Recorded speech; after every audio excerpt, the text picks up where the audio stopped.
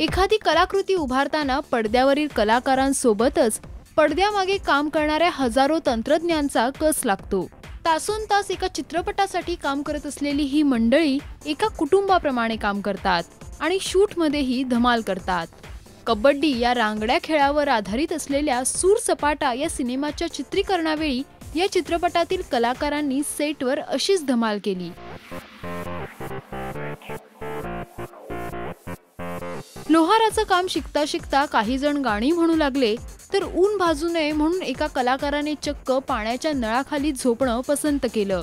कबड्डीच्या प्रत्यक्ष मॅचचं चित्रीकरण करत असताना प्रवीण तरडे, अभिज्ञा भावे, उपेंद्र लिमये असे कलाकार असल्यामुळे चाहत्यांसोबत इतर कलाकारांचा देखील उत्साह दुणावला होता।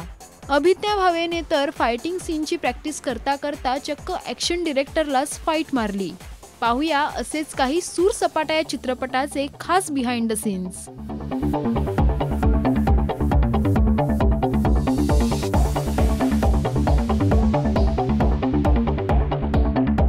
सूर सपाटा या सिनेमाचे बिहाइंड द सीन्स तुम्हाला कसे वाटले हे कमेंट्स मध्ये नक्की लिहा।